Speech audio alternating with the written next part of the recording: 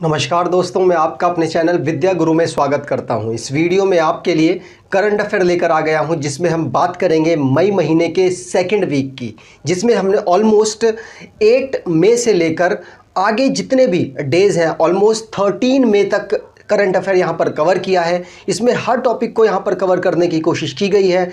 अगर इसमें जो क्वेश्चन लिए गए हैं इस वीक से बनेंगे तो 100% आपके एग्ज़ाम में पूछे जाएंगे। इंपॉर्टेंट करंट अफेयर यहाँ पर कराने की पूरी कोशिश की जा रही है और जितने भी क्वेश्चन हैं सभी क्वेश्चन यहाँ पर सिलेक्टेड और इम्पॉर्टेंट लिए गए हैं। इसमें हम जितने भी करंट के टॉपिक होते हैं, चाहे वो नेशनल हो गया, इंटरनेशनल हो गया, बैंकिंग से रिलेटेड, अवार्ड से रिलेटेड, स्टेट का करंट अफेयर और रैंकिंग, ये सारे क्वेश्चंस को यहाँ पर हम चर्चा करेंगे। साथ साथ अपॉइंटमेंट है, अवार्ड है, ये वाले भी टॉपिक हम इस पूरी वीडियो में कवर करने वाले हैं। तो अगर आप इस चैनल पर पहली बार आए हो तो आपसे अनुरोध है चैनल को सब्सक्राइब कर लीजिएगा। वीडियो अच्छी लगे तो वीडियो लाइक करके जरूर जाइएगा।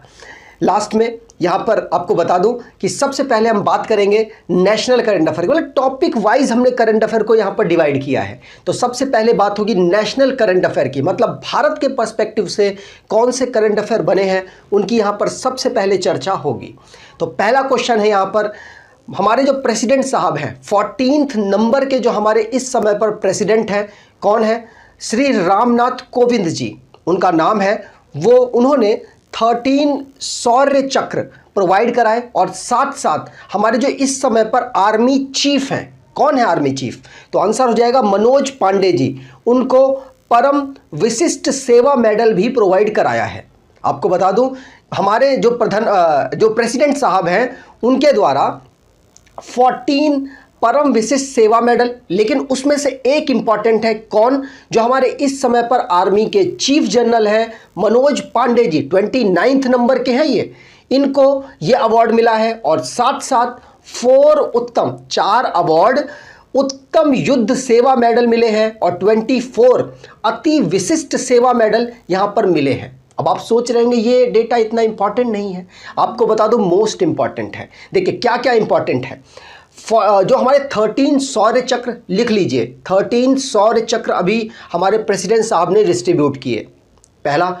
दूसरा ये है कि 14 मेडल दिए हैं परम विशिष्ट सेवा मेडल, जिसमें से एक मेडल का नाम आपको याद रखना है, जिनको मिला है उनका नाम है मनोज पांडे जी। साथ साथ 4 यहाँ पर उत्तम युद्ध सेवा मेडल दिए गए और 24 अति विशिष्ट सेवा मेडल यहाँ पर प्रोवाइड कराए गए हैं। तो ये जितने भी मैंने आपको बताए हैं मेडल्स, ये आपको ध्यान रखने हैं और इन पर्सन का नाम तो आपको याद रहना ही चाहिए, एग्जाम में डायरेक्टली क्वेश्चन बन सकता है। ठीक है, चलिए आगे बात करें।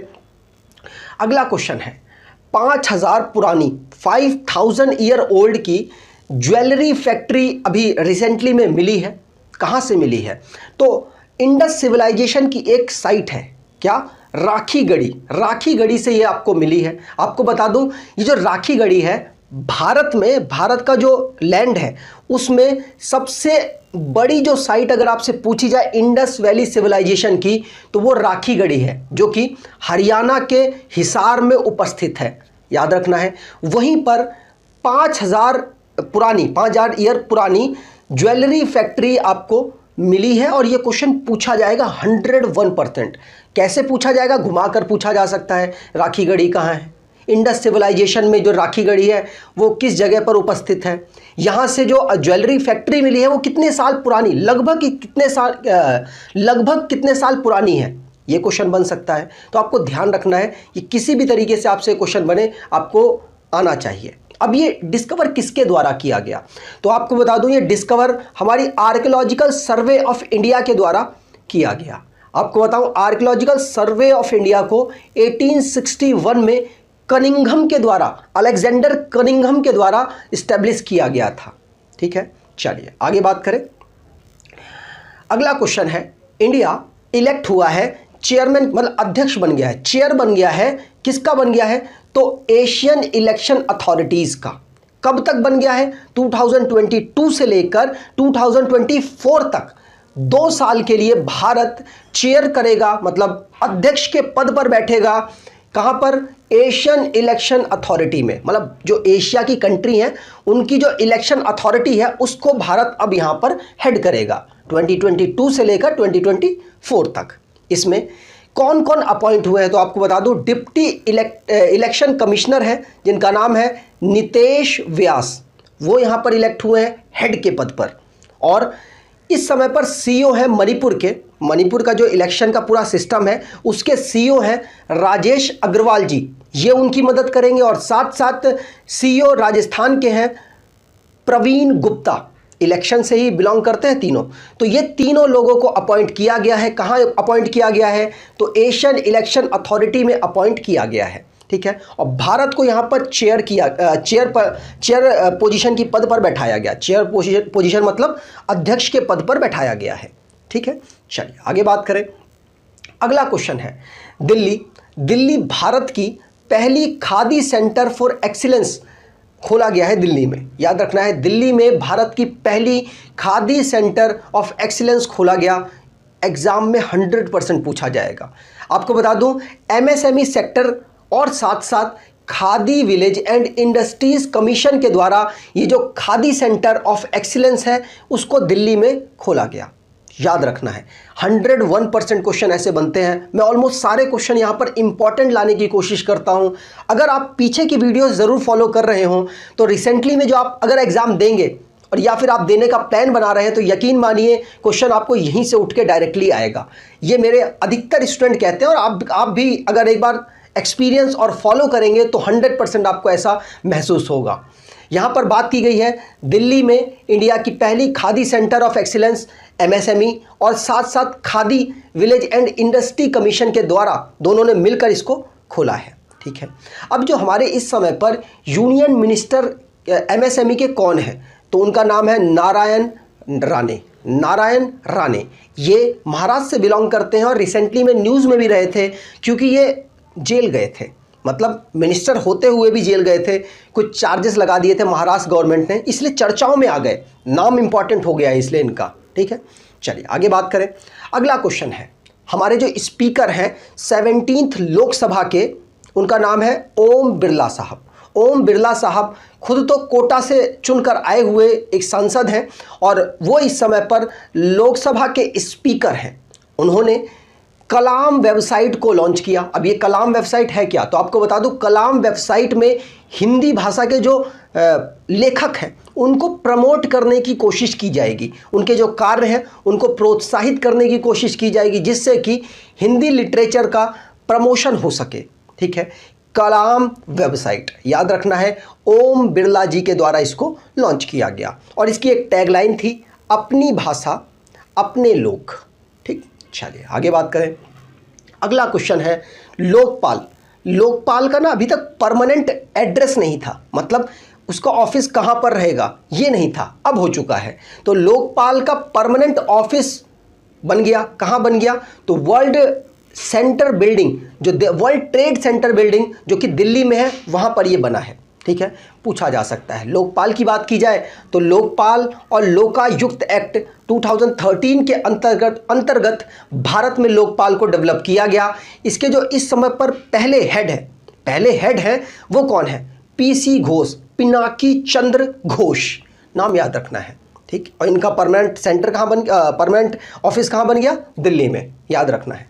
अगले क्वेश्चन की बात करें तो अगला क्वेश्चन है एनसीआरटीसी क्या है, national capital region transport corporation.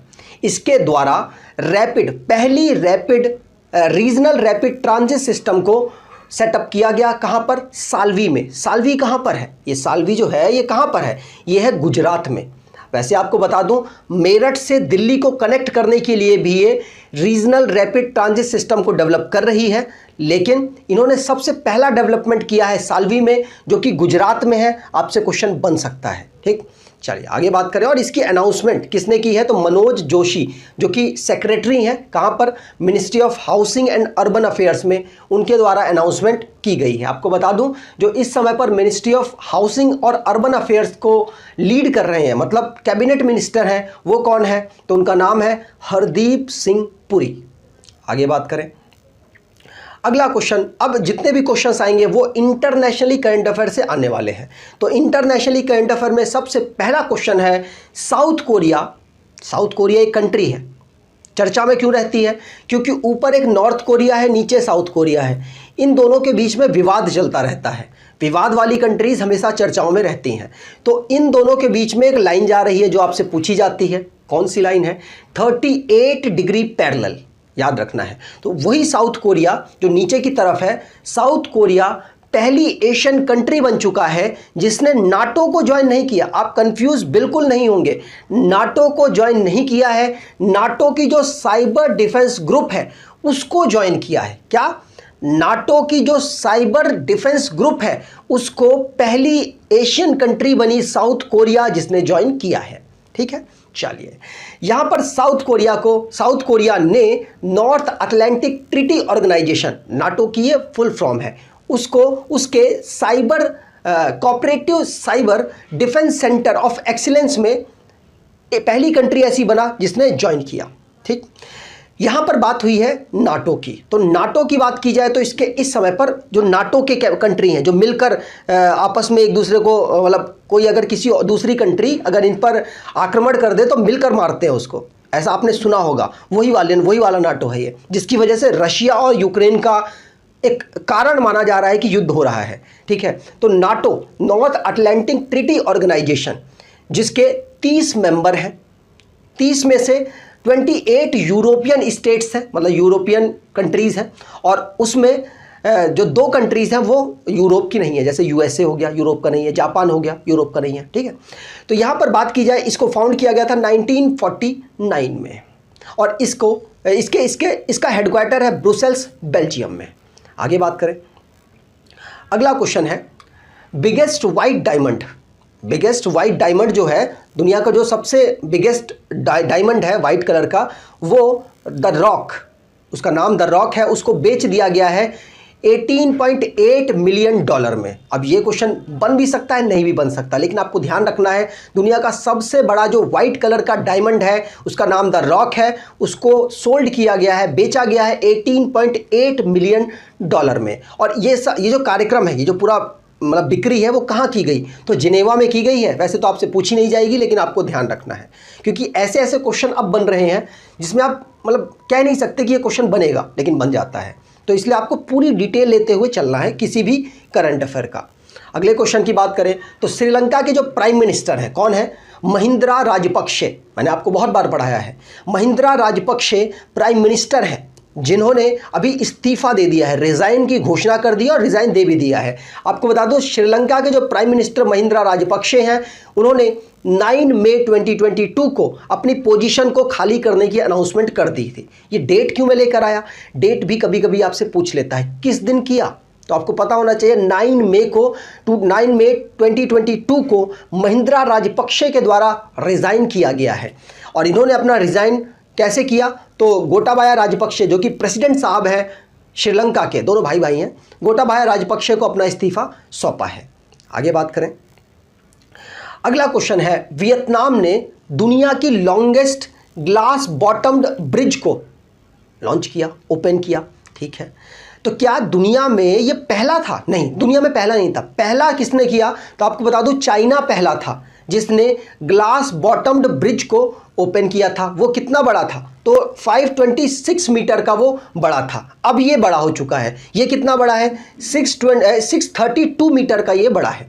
ठीक है, मतलब इतना लंबा है ये, जो कि अब इसके नाम पर एक रिकॉर्ड बन चुका है। आपको ध्यान रखना है, ग्लास बॉटम्ड ब्रिज वियतनाम में इस समय पर दुनिया में सबसे बड़ा है। भारत में है क्या? बिल्कुल, भारत में भी 2 जगहों पर है, एक तो बिहार में है और एक ऋषिकेश में है, उत्तराखंड के ऋषिकेश में है। 2 जगह पर ये जो ग्लास बॉटम्ड ब्रिज है वो भारत में भी अवेलेबल है। यहाँ पर बात की गई है वियतनाम की, तो वियतनाम की कैपिटल है हनोई, करेंसी है इसकी डोंग, और प्राइम मिनिस्टर है फाम मिन चिन। आगे बात करें, अगला क्वेश्चन है यून सुक येओल। अब इनका नाम मैंने आपको ऑलरेडी पढ़ा रखा है। यून सुक येओल जो कि साउथ कोरिया के प्रेसिडेंट बने हैं नए, और साथ साथ अभी रिसेंटली में इन्होंने ओथ ली है, इन्होंने शपथ ली है। शपथ लेने की वजह से चर्चाओं में आ गए, इसलिए मैंने इसको यहाँ पर इनका नाम मैंने यहाँ पर ले लिया है।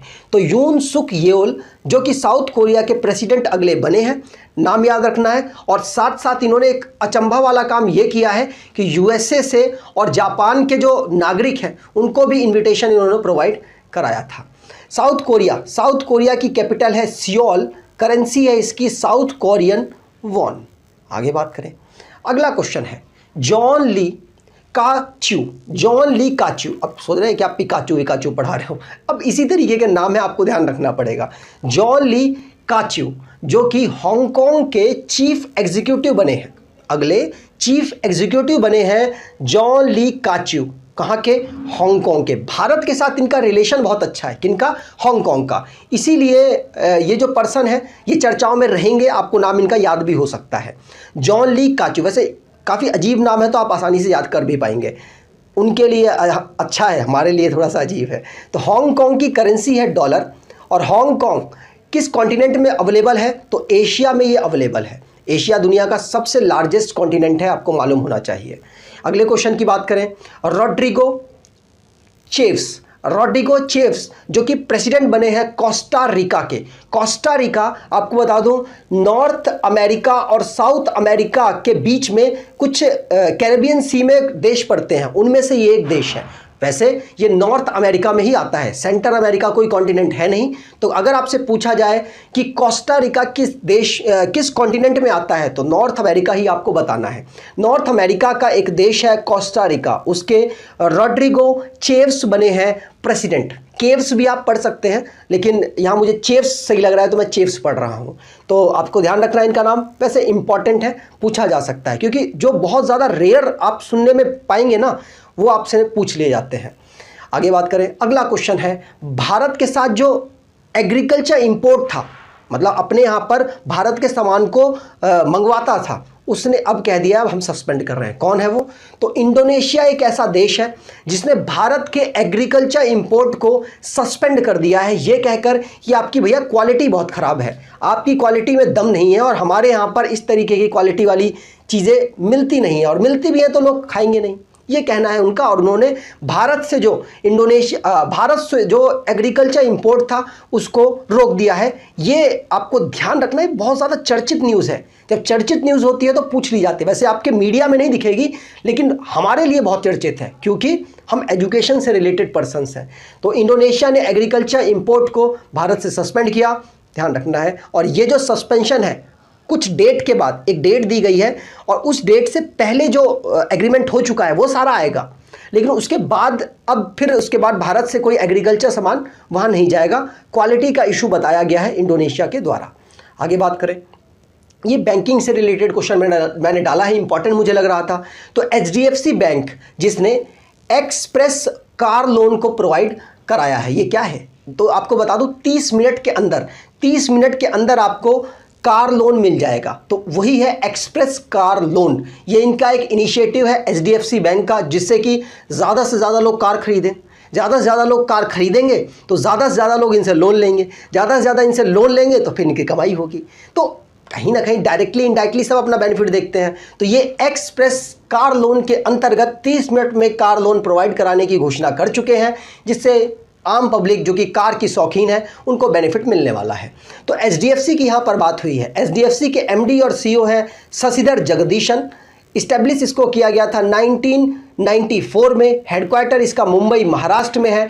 टैगलाइन इसकी वी अंडरस्टैंड योर वर्ल्ड है। आगे बात करें, अब यहाँ पर बात होगी स्टेट की न्यूज़ से रिलेटेड जो क्वेश्चंस बने हैं उनकी हम यहाँ पर चर्चा करेंगे।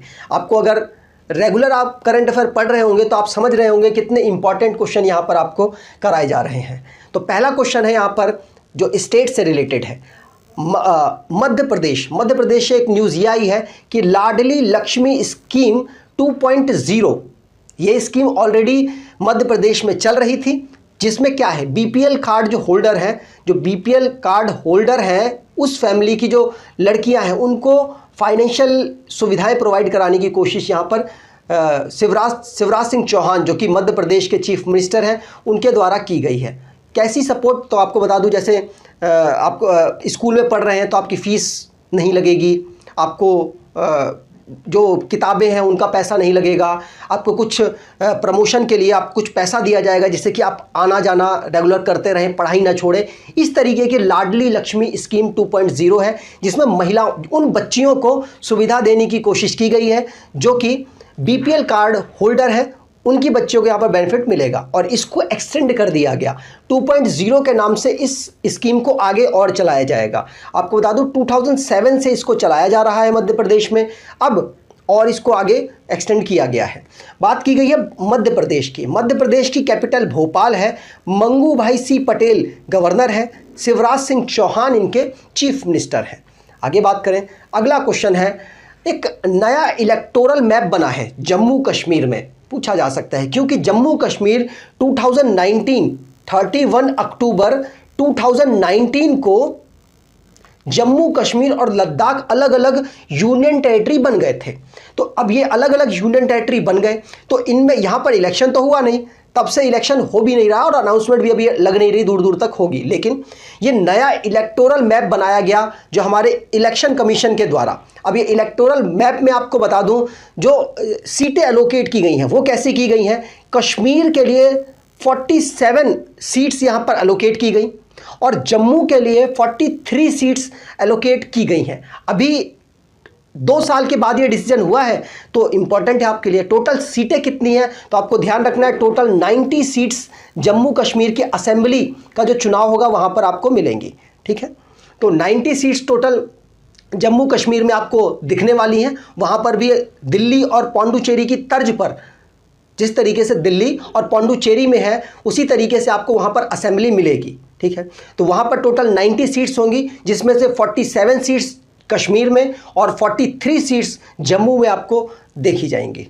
ठीक है, चलिए आगे बात करें तो अगला क्वेश्चन है मणिपुर से आया है। मणिपुर के पोमाई नागा का जो एरिया है वहां पर ड्रग फ्री जोन बन चुका है। मतलब ड्रग फ्री जोन का मतलब वहां पर कोई भी ड्रग यूज नहीं करेगा। ड्रग का मतलब शराब, गुटखा वुटखा, पान वान, ये सब चीज़ों की बात की गई है। तो ड्रग फ्री जोन बन चुका है। कौन सा? मणिपुर का पोमोई ट्राइब का जो एक एरिया है वो वाला एरिया। ठीक है, तो याद रखना है वहाँ स्टेट गवर्नमेंट ने ड्रग का कैंपेन, ड्रग के अगेंस्ट एक कैंपेन चलाया था जिससे कि वहाँ के लोग अवेयर हो सकें कि अगर हम ड्रग यूज़ करते हैं तो क्या क्या हमें दिक्कतें हो सकती हैं। इसी को देखते हुए जो वहाँ के लोग हैं इस अवेयरनेस को उन्होंने अपनाया और अब पोमोई जो नागा एरिया है वो ड्रग फ्री जोन हो चुका है। मणिपुर की बात हुई है। मणिपुर एक नॉर्थ ईस्ट का एक स्टेट है। नॉर्थ ईस्ट के स्टेट में आपको बता दूं कि इसकी चीफ मिनिस्टर है एन बीरेन सिंह। मणिपुर की कैपिटल है इम्फाल और साथ साथ इसके गवर्नर है ला गणेशन। आगे बात करें, अगला क्वेश्चन है हरियाणा की जो गवर्नमेंट है उसने ई अधिगम स्कीम को लॉन्च किया। जिसमें आपको बता दूं जिस तरीके से उत्तर प्रदेश में एक स्कीम चल रही है जिसमें टैबलेट बांटे जाएंगे। कितने लोगों को मिले हैं टैबलेट? कमेंट बॉक्स में बताइएगा। तो उत्तर प्रदेश से अगर आप बिलोंग करते हैं तो कितने लोगों को टैबलेट मिला है उत्तर प्रदेश में, एटलीस्ट बताइएगा। इसी तरीके की स्कीम हरियाणा में भी लॉन्च की गई है जिसमें ई अधिगम नाम की स्कीम है। उसके अंतर्गत जो फ्री टैबलेट्स हैं बच्चों को बांटे जाएंगे जिससे बच्चों की जो ऑनलाइन स्टडी है उसको बेहतर किया जा सके। कोशिश की गई है कि 3 लाख स्टूडेंट्स को टैबलेट और कंप्यूटर यहाँ पर प्रोवाइड कराए जा सके ई अधिगम स्कीम के अंतर्गत हरियाणा के द्वारा, हरियाणा स्टेट गवर्नमेंट के द्वारा। अगले क्वेश्चन है केरला की जो गवर्नमेंट है उसने साइली ऐप को लॉन्च किया है। साइली ऐप है क्या? तो diagnosis and controlling lifestyle diseases, मतलब हमारी जो लाइफस्टाइल चल रही है उससे क्या क्या प्रॉब्लम हो सकती है उससे अवेयरनेस फैलाने के लिए साइली ऐप को लॉन्च किया गया जिससे कि आप अपनी लाइफस्टाइल को चेंज कर सके, चेंज करके हेल्थी लाइफस्टाइल जिए और आपको जो बीमारियां हैं, अगर कोई बीमारी है तो उसको डायग्नोस किया जा सके, उसको कम किया जा सके और अगर नहीं है तो उसको कंट्रोल किया जा सके, मतलब वो होना आगे आपको। तो इस तरीके की एक ऐप है जो कि साइली ऐप नाम की ऐप को केरला की गवर्नमेंट ने लॉन्च किया। हेल्थ से रिलेटेड आप ऐप इसको याद रखिएगा जो कि आपको अवेयर कराएगी आपकी बीमारियों और आपकी बीमारी किस लेवल पर पहुंच रही है उससे। ठीक है, तो यहाँ पर बात हुई है केरला की। तो केरला की कैपिटल तिरुवनंतपुरम है। केरला के गवर्नर आरिफ मोहम्मद खान है और चीफ मिनिस्टर पिनरई विजयन है। आगे बात करें, उत्तर प्रदेश ने अनाउंस किया है, उत्तर प्रदेश की जो स्टेट गवर्नमेंट है, कि हम हर गांव में high speed internet connectivity provide कराएंगे। हर जगह पर नहीं, हर जगह पर नहीं कराएंगे। जो गांव का पंचायत घर होगा, पंचायत हाउस होगा, वहाँ के 50 मीटर के अंतर्गत, आप देख सकते हैं 50 मीटर के अंतर्गत आपको वो जो इंटरनेट है वो मिल जाएगा फ्री। तो आप आराम से पंचायत जो हाउस है वहाँ पर जाएं, फ्री में इंटरनेट यूज़ कर सकते हैं। अभी नहीं, अभी तो इंस्टॉल किया जाएगा, सेटअप होगा उसके बाद, अभी तो सिर्फ अनाउंसमेंट हुआ है, ठीक है, याद रखना है। और इसमें 58,000 प्लेसेस, जो गांव के प्लेसेस हैं उनको चुना जाएगा और उसके बाद वहां पर इंटरनेट लगाया जाएगा। उत्तर प्रदेश की बात हुई है तो लखनऊ इसकी कैपिटल है। योगी आदित्यनाथ इसके chief minister, governor Anandiben Patel हैं। आगे बात करें, अगला क्वेश्चन है हरियाणा से। हरियाणा एक ऐसा स्टेट जिसने vehicle movement tracking system mobile app को लॉन्च किया। अब इसमें क्या है, इसमें जो भी व्हीकल्स चल रहे हैं, सरकारी व्हीकल्स, जैसे कि उनको चेक करना है कि वो सही काम कर रहे हैं नहीं कर रहे। जैसे आपको बता दूं, मान लीजिए कुछ एक ऐसा व्हीकल है जिसको सामान लेकर इधर से उधर जाना है, बीच में कहता है भैया मैं तो टाइम पे चल रहा था, ट्रैफिक लगा था, तो उसकी निगरानी रखी जा सके ट्रैफिक लगा था कि नहीं लगा था।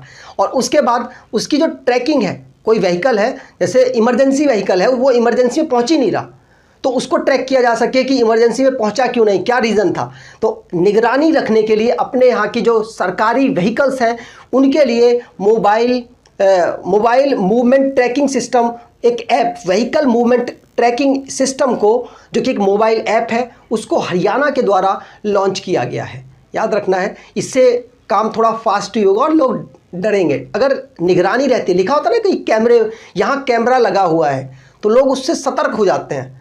अगर कैमरा नहीं लगा है तो आप बैठे रहो ऑफिस में और साइड से लोग आपकी एक कुछ भी यूज़ वाली चीज़, अनयूज़ वाली चीज़ भी उठा के लेके चले जाएंगे। तो इससे अवेयरनेस फैलेगी। अगर एम्प्लॉयज़ को, जो गवर्नमेंट एम्प्लॉयज़ हैं, जो व्हीकल चला रहे हैं, व्हीकल को एक जगह से दूसरी जगह ले जाने का काम है, तो उनमें अवेयरनेस आएगी और वो समझेंगे कि हमारे ऊपर निगरानी हो रही है, हम पकड़े जा सकते हैं अगर हम झूठ बोलेंगे। तो इसी के अंतर्गत जो हरियाणा है, हरियाणा ने बहुत बेहतरीन सिस्टम डेवलप किया है, जिससे कि उनके यहाँ पर जो काम है वो काफ़ी फास्ट हो पाएगा। आगे बात करें, अगला क्वेश्चन है, जिव्हाला स्कीम महाराष्ट्र की जो गवर्नमेंट है उसके द्वारा लॉन्च किया गया। इसमें क्या होगा, इसमें जो कैदी हैं, जो बहुत अच्छे से रह रहे हैं, मतलब काफ़ी जो वहाँ के रूल्स हैं उसको फॉलो कर रहे हैं जेल के, और उनका जो बिहेवियर है बहुत बेहतरीन है, उनको 5,000 तक का लोन प्रोवाइड कराया जाएगा, और जिससे कि वो अपने जो कार्य हैं उसको कर सकें। और उनको इसमें ब्याज देना पड़ेगा, 7% का ब्याज देना पड़ेगा इनिशियली। कहा जा रहा है अगर देखा जाएगा कि वो जो कैदी है जिसको ये दिया गया है, जिसको ये बेनिफिट दिया गया है, अगर उसको और डिस्काउंट की ज़रूरत है और कम ब्याज की ज़रूरत है तो कोशिश की जाएगी इससे भी कम किया जाए। लेकिन अभी इनिशियली में 7% के ब्याज से उसको लोन प्रोवाइड कराया जाएगा, जिससे कि वो अपने जो बाहर के खर्चे, बाहर का मतलब अपनी फैमिली को थोड़ा दे सके, और फैमिली कहीं ना कहीं सोच चुकी है कि अब वो हमारे लिए तो कुछ कर नहीं सकता, तो इस माध्यम से वो कर सकता है फैमिली के लिए, जेल में रहकर काम करे और वहाँ पर अपनी फैमिली को पैसा प्रोवाइड कराए। जो महाराष्ट्र के जो प्रिजनर्स हैं उनको यहाँ पर, जो बढ़िया प्रिजनर्स हैं, प्रिजनर मतलब जो कैदी रह रहे हैं, उनकी बात यहाँ पर की जा रही है, उनको यहाँ पर लोन प्रोवाइड कराने की कोशिश की गई है। तो महाराष्ट्र की जो स्टेट कॉरपोरेशन बैंक है उसके द्वारा ये जो पैसा है ये प्रोवाइड कराया जाएगा, ठीक है। और यरवदा जेल जो आपने सुना होगा, बहुत ज़्यादा चर्चित भी रहती है, वहाँ के जो पुणे में है, वहाँ के जो कैदी हैं उनके लिए सबसे पहले स्कीम लॉन्च की गई है। अगला क्वेश्चन, अब जो अगले क्वेश्चंस आएंगे वो आएंगे स्पोर्ट्स से रिलेटेड करंट अफेयर के। जो स्पोर्ट्स से रिलेटेड करंट अफेयर है उसमें सबसे पहला क्वेश्चन है 12th नंबर का, इंटरनेशनल बॉक्सिंग एसोसिएशन के द्वारा वुमेन वर्ल्ड बॉक्सिंग चैंपियनशिप को ऑर्गेनाइज कराया गया। कहाँ पर कराया जाएगा, तो इस्तांबुल में ऑर्गेनाइज कराया गया, ठीक है। याद रखना है, जो 12th नंबर का एडिशन है IBA के द्वारा इसको ऑर्गेनाइज कराया गया, वर्ल्ड बॉक्सिंग चैंपियनशिप। कहाँ पर, इस्तांबुल में। इस्तांबुल कहाँ पर है, तो टर्की में है। यहाँ पर आप देख सकते हैं लिखा भी हुआ है, इस्तांबुल टर्की में है, जहाँ पर ये जो टूर्नामेंट है इसको ऑर्गेनाइज कराया गया है। IBA की बात हुई है, मतलब आपको ध्यान रखना है, IBA फुल फॉर्म पूछी जा सकती है। रिसेंटली में बहुत सारी फुल फॉर्म पूछी गई, तो आपको ये याद रखना है कि जो ऑर्गेनाइजेशंस हैं उनकी फुल फॉर्म आपको पता हो। तो IBA की फुल फॉर्म है इंटरनेशनल बॉक्सिंग एसोसिएशन। इसको फॉर्म किया गया था 1946 में, स्विट्ज़रलैंड में इसका स्विट्जरलैंड के लुसाने में इसका हेडक्वार्टर है और उमर नजारोविक क्रेमलेव इसके इस समय पर प्रेसिडेंट हैं। आगे बात करें, अगला क्वेश्चन है, हमारे जो इस समय पर स्पोर्ट्स मिनिस्टर हैं अनुराग ठाकुर, उन्होंने मस्कट, लोगो और जर्सी लॉन्च की है खेलो इंडिया यूथ गेम की। ये क्या है? तो खेलो इंडिया यूथ गेम भारत में ऑर्गेनाइज कराया जा रहा है 2018 से, लेकिन जो पिछला साल रहा है कोरोना वायरस की वजह से 2021 में इसको ऑर्गेनाइज नहीं कराया गया, क्योंकि जो हरियाणा गवर्नमेंट है वो डर रही थी कि कहीं कोरोना वायरस हमारे यहाँ पर ज़्यादा ना हो जाए, जिसकी वजह से इस साल इसको ऑर्गेनाइज कराया जाएगा। और इसकी जो मस्कट, लोगो और जर्सी हमारे जो स्पोर्ट्स मिनिस्टर है, यूनियन स्पोर्ट्स मिनिस्टर हैं अनुराग ठाकुर जी, उनके द्वारा लॉन्च किया गया। जो 4th नंबर का ये संस्करण होगा, मतलब चौथे नंबर का ये सीक्वेंस है इसका, इसको हरियाणा के पंचकुला में ऑर्गेनाइज कराया जाने वाला है। सबसे पहला हुआ था दिल्ली में 2018 में, और उसके बाद 2019 में पुणे महाराष्ट्र में हुआ था, 2020 में गुवाहाटी असम में हुआ था। आगे बात करें तो अगला क्वेश्चन है, अविनाश सांबले महाराष्ट्र से बिलोंग करते हैं, आपको नाम इनका पता ही चल रहा होगा। अविनाश सांबले जी जो कि 30 साल के हैं, जिन्होंने 5000 मीटर की जो एक रेस होती है उसमें रिकॉर्ड बना दिया है। आपको बता दूं इन्होंने 13:25:65 में अपना पूरा रिकॉर्ड बनाया है। आपको बता दूं 13 क्या है यहाँ पर, तो 13 यहाँ पर मिनट है, 25 सेकंड है, 65 मिली सेकंड है। इसमें इन्होंने अपनी पूरी रेस को कवर किया है। इससे पहले जो रिकॉर्ड था वो किसका था, तो बहादुर प्रसाद जी का था, जिन्होंने 13:29:70 में अपना रिकॉर्ड बना रखा था। ठीक है, 13 मिनट 29 सेकंड और 70 मिली सेकंड। ठीक, अगले क्वेश्चन की बात करें तो अगला क्वेश्चन है मैक्स वर्स्टप्पन, बहुत ज़्यादा चर्चित प्लेयर। ये जो प्लेयर है ये नीदरलैंड से बिलोंग करते हैं, और आपको बता दूं इनके द्वारा मियामी ग्रैंड प्रिक्स को जीत लिया गया। कारों की रेस होती है मियामी की, उसको जीता गया इनके द्वारा। तो मैक्स वर्स्टप्पन जिन्होंने इस रेस को जीता है, और ये इनके इस साल की थर्ड रेस है जो इन्होंने जीती है। वैसे इस पूरे साल में 5 रेस हो चुकी हैं, 5 में से जो 3 रेस है वो जीत ली गई मैक्स वर्स्टप्पन के द्वारा, और 2 रेस जीती गई हैं लेक्लेयर के द्वारा। कौन है? चार्ल्स लेक्लेयर के द्वारा 2 रेसें जीती गई हैं। थोड़ी चर्चा कर लेते हैं। मियामी ग्रैंड प्रिक्स को मैक्स वर्स्टप्पन ने जीता, और उसके बाद सऊदी अरेबियन ग्रैंड प्रिक्स को मैक्स वर्स्टप्पन ने जीता, और एमिलिया रोमांगना ग्रैंड प्रिक्स को मैक्स वर्स्टप्पन ने जीता। इनके बारे में बात की जाए तो ये रेडबुल चलाते हैं और नीदरलैंड से बिलोंग करते हैं। बहरेन ग्रैंड प्रिक्स और ऑस्ट्रेलियन ग्रैंड प्रिक्स को चार्ल्स लेक्लेयर के द्वारा जीत लिया गया, और ये फरारी चलाते हैं, मोनाको से बिलोंग करते हैं। दोनों नाम याद रखने हैं, ये दोनों नाम आपको साल में जब भी कारों की रेस के क्वेश्चन आएंगे तो इन दोनों नाम से ही आपको क्वेश्चन बनने वाले हैं। आगे बात करें, अभी वैसे और होंगी कारों की रेस, उसमें हम आगे चर्चाएं करते रहेंगे।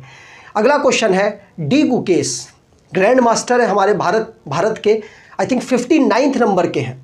हाँ, 59 नंबर के ये ग्रैंड मास्टर हैं, और इनकी बारे में बात की जाए तो उन्होंने Sunway Formentera open chess tournament को जीता है। किसको? Sunway Formentera open chess tournament. D Gukesh 59 number के ग्रैंड मास्टर है भारत के जो पहले ग्रैंड मास्टर थे वो कौन थे, तो वो थे हमारे विश्वनाथन आनंद जी। नाम याद रखना है, पूछा जा सकता है। रिसेंटली में आपसे एनटीपीसी वाले एग्जाम में ही कुछ ग्रैंड मास्टर्स पूछे गए, मैंने यहाँ पर ले लिया है। तो 69 नंबर के ग्रैंड मास्टर आपसे पूछे गए, याद रखना है। हर्षित राजा नाम है इनका, पुणे से बिलोंग करते हैं, पूछा जा सकता है, याद रखना है। 70 नंबर के जो ग्रैंड मास्टर हैं वो आर राजा रथविक है, और 71 नंबर के संकल्प गुप्ता जी हैं, और 72 नंबर के मित्रभा गुहा है। और रिसेंटली वाले जो हमारे ग्रैंड मास्टर बने हैं 73 नंबर के, उनका नाम है भारत सुब्रमण्यम, जो कि चेन्नई से बिलोंग करते हैं और यंगेस्ट हैं। अभी तक के जितने भी ग्रैंड मास्टर बने हैं उनमें ये यंगेस्ट है। आगे बात करें, अगला क्वेश्चन है, एशियन गेम्स 2022 चाइना में होने वाला था। कहाँ पर? होंगजू एक इनका शहर है, वहाँ पर चाइना के द्वारा एशियन गेम्स को ऑर्गेनाइज कराया जाने वाला था, लेकिन कोरोना वायरस की वजह से इस गेम को पोस्टपोन्ड कर दिया गया 1 साल के लिए, और 2023 में अब इस गेम को ऑर्गेनाइज कराया जाएगा। याद रखना है, चाइना में ये होने वाला था, दोबारा से चाइना में ही होगा। कब होने वाला था? तो 2022 में सितंबर 10 से लेकर 25 तक ऑर्गेनाइज होने वाला था। कोरोना वायरस रीज़न बताया जा रहा है जिसकी वजह से इसको शिफ्ट किया गया है। आगे बात करें, अगला क्वेश्चन। अब क्वेश्चंस आएंगे अवार्ड से रिलेटेड, अवार्ड और ऑनर से रिलेटेड क्वेश्चंस जो आगे बने हैं उनकी हम यहाँ पर चर्चा करेंगे। सबसे इंपॉर्टेंट क्वेश्चन ही है और एक ही क्वेश्चन है, ममता बनर्जी। अब आप सोच रहे हैं क्या ये ममता बनर्जी है? नहीं नहीं नहीं, ममता बनर्जी नहीं है, ये स्टेट की मिनिस्टर है। कौन सी? Education minister. तो ममता बनर्जी जी को एक स्पेशल अवार्ड दिया गया, बांग्ला अकेडमी अवार्ड। क्यों दिया गया? क्योंकि इनकी जो एक बुक थी, क्या नाम था? कविता बितान। वो जो बुक है उसको उन्होंने 2020 में कोलकाता बुक फेयर में लॉन्च किया था। किन्होंने? ममता बनर्जी ने। वो उनकी खुद की बुक थी। उस बुक में जो बांग्ला भाषा, बंगाल की भाषा है बांग्ला, उसमें लिखा गया था और इसीलिए वो जो बुक है बहुत ज़्यादा बिकने की वजह से और साथ साथ उसको प्रोत्साहन देने के लिए साहित्य अकेडमी ने इनको प्रोत्साहित किया है कि भाई आपने ये काम किया, अब आपको देखकर लोग और काम करेंगे, जिससे कि हम आपको प्रोत्साहित करना चाहते हैं। लेने नहीं गई, बिजी शेड्यूल रीज़न बताया गया इनका, और इन्होंने अपनी एक मिनिस्टर को भेज दिया जो कि एजुकेशन मिनिस्टर है। उन्होंने इनकी जगह पर इस अवार्ड को एक्सेप्ट किया है, जो कि साहित्य अकेडमी के द्वारा ये अवार्ड दिया गया। कौन सा? Special Bangla academy award. ठीक, चलिए आगे बात करें। तो अब यहाँ पर अपॉइंटमेंट से रिलेटेड जो क्वेश्चंस बने हैं उनकी हम यहाँ पर चर्चा करेंगे। तो पहला क्वेश्चन है अखिलेश कुमार शर्मा। अखिलेश कुमार शर्मा जी मिनिस्ट्री, हमारे मिनिस्ट्री में, कौन सी मिनिस्ट्री? आईटी की मिनिस्ट्री, उसमें सेक्रेटरी के पद पर अपॉइंट किए गए। कौन? अखिलेश कुमार मिश्रा। ठीक है, अकल बहुत चाहिए होती है जब आईटी और इलेक्ट्रॉनिक्स की हम बात करते हैं, तो इस तरीके से आप याद कर सकते हैं। उसके ये सेक्रेटरी बने हैं। मिनिस्ट्री ऑफ इलेक्ट्रॉनिक्स और आईटी को इस समय पर कौन संभाल रहे हैं? तो हमारे जो इस समय पर रेलवे मिनिस्टर हैं अश्वनी वैष्णव जी संभाल रहे हैं। अखिलेश्वर कुमार शर्मा जी का नाम आपको याद रखना है। अगला अपॉइंटमेंट है पुष्प कुमार जोशी, जो कि एचपीसीएल के चेयरमैन और मैनेजिंग डायरेक्टर बनाए गए हैं। पुष्प Kumar Joshi, Hindustan petroleum corporation limited, नाम याद रखना है पुष्प कुमार जोशी। ये जो कंपनी है इसको फाउंड किया गया था 1974 में। हेडक्वार्टर इसका मुंबई है। अगले क्वेश्चन की बात करें तो सुदर्शन वेनु, जिनको मैनेजिंग डायरेक्टर बनाया गया है टीवीएस मोटर कंपनी का। किनको? सुदर्शन वेनु।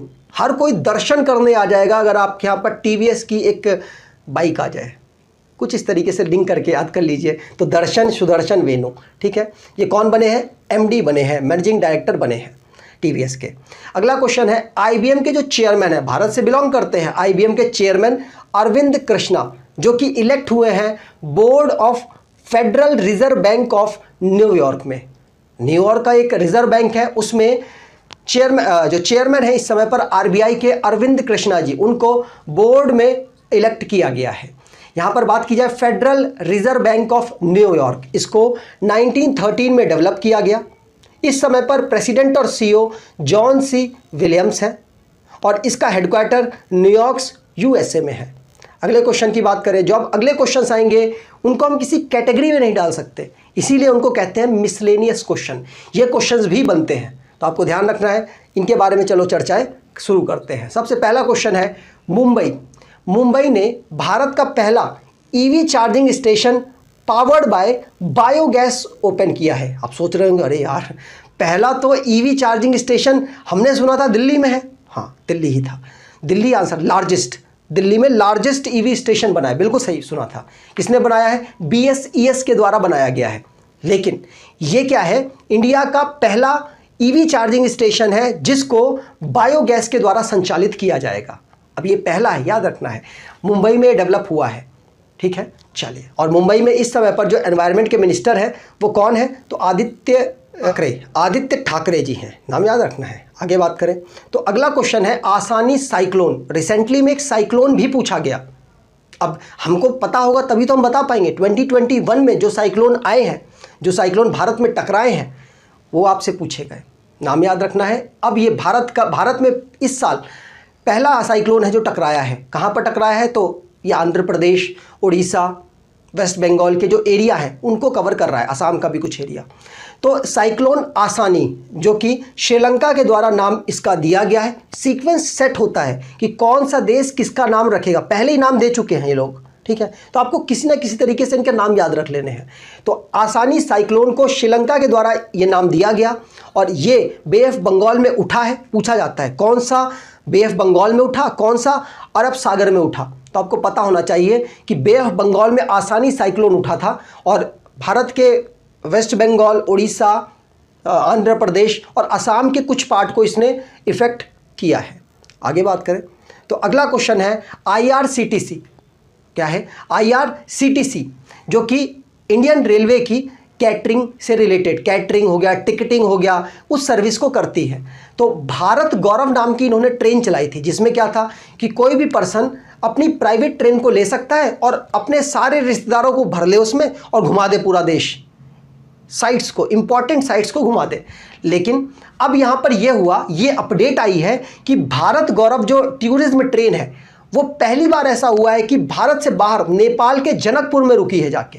अभी तक भारत से बाहर नहीं गई थी। अब जो टूरिज्म ट्रेन है, भारत गौरव के नाम से जो टूरिज्म ट्रेन चल रही है, वो भारत के साथ साथ नेपाल भी पहुंची है। तो इंटरनेशनल पोजीशन पर पहुंची है, इसलिए आपके लिए करंट अफेयर बना है। तो नेपाल में पहली टूरिज्म ट्रेन भारत गौरव के अंतर्गत गई है। ध्यान रखना है कहाँ गई है, नेपाल के जनकपुर में गई है। ठीक, चलिए आगे बात करें तो अगला क्वेश्चन है प्रियंका मोहिते, जिन्होंने 5 बार 8000 से ऊंचाई वाली जो पीक है, मतलब आपको पता है माउंट एवरेस्ट 8000 मीटर से ऊंचा है, इसी प्रकार से 8000 मीटर ऊंची जो हिल्स है उनको इन्होंने, जो पीक्स है उनको इन्होंने कवर किया है। कितनी बार? 5 बार। और पहली इंडियन ऐसी बनी है। नाम याद रखना है, प्रियंका मोहिते इनका नाम है। पूछा जा सकता है कहाँ से बिलोंग करती हैं, तो आपको बता दूं ये इस समय पर बेंगलुरु में रह रही हैं, तो आप इनका नाम वहीं से लिंक कर सकते हैं। बेंगलुरु में इनका निवास इस समय पर है। ठीक है, चलिए आगे बात करें तो अगला क्वेश्चन है नेपाल की कामिरीता शेरपा। आप यहाँ देख सकते हैं ये पर्सन है कामिरीता शेरपा, जो कि माउंट एवरेस्ट को, दुनिया की सबसे ऊंची जो पीक है, उसको 26 टाइम चढ़ गए और उतर गए, चढ़ गए और उतर गए 26 टाइम। याद रखना है कामिरीता शेरपा 26 टाइम ये चढ़े और उतरे हैं। सबसे पहले बात की जाए तो सर एडमंड हिलेरी, जो कि न्यूजीलैंड से बिलोंग करते हैं, और नेपाल से तेजिंग नॉर्गे 1953 में सबसे पहली बार गए थे। याद रखना ये क्वेश्चन कई बार बना है, ईयर के साथ बना है। अगले क्वेश्चन की बात करें तो अगला क्वेश्चन है आरपीएफ, रेलवे पुलिस फोर्स या फिर रेलवे प्रोटेक्शन फोर्स, दोनों इसकी जो शॉर्ट फॉर्म है, इसकी फुल फॉर्म है। इस शॉर्ट फॉर्म की ये फुल फॉर्म है, रेलवे पुलिस फोर्स कह लो या फिर रेलवे प्रोटेक्शन फोर्स कह लो। तो रेलवे प्रोटेक्शन फोर्स के द्वारा ऑपरेशन सतर्क को 5 अप्रैल से लेकर 30 अप्रैल तक चलाया गया। अब ये क्यों चलाया गया आपको बता दूं, ये इसलिए चलाया गया जिससे कि जो मादक पदार्थ है, मादक पदार्थ मतलब ऐसे पदार्थ जो कि नशे वाले लोग यूज़ करते हैं, गुटखा, तंबाकू, छैनी, इस टाइप के जो चीज़ें हैं, इस टाइप के जो सब्सटेंस हैं, उनको जो लेकर चलते हैं, बेचते हैं, रेलवे की ट्रेन्स का यूज़ करके, प्लेटफॉर्म का यूज़ करके, उसमें इन्होंने रेड डाली। रेड डाल के कहा जा रहा है कि लाखों का सामान इन्होंने वहाँ से जब्त किया है। और इस ऑपरेशन के अंतर्गत मेन टारगेट यही रखा गया था, जो भी नशे का पदार्थ एक जगह से दूसरी जगह ले जा रहे हैं, लोगों को सेवन करा रहे हैं, उसको रोकने के लिए इस ऑपरेशन को आरपीएफ के द्वारा चलाया गया। डेट भी पूछी जा सकती है, 5 अप्रैल से लेकर 30 अप्रैल तक इसको चलाया गया है। रेलवे प्रोटेक्शन फोर्स की बात की जाए तो 1872 में इसको डेवलप किया गया था। हेडक्वार्टर इसका नई दिल्ली है और इसके इस समय पर डायरेक्टर जनरल हैं संजय चंदर। आगे बात करें, अगर आपको ये वीडियो अच्छी लगी है, इंपॉर्टेंट लगी है, तो आपसे अनुरोध है वीडियो को लाइक कर दीजिएगा, चैनल को सब्सक्राइब कर लीजिएगा और एटलीस्ट अपने कुछ दोस्तों तक वीडियो को शेयर ज़रूर कीजिएगा। धन्यवाद।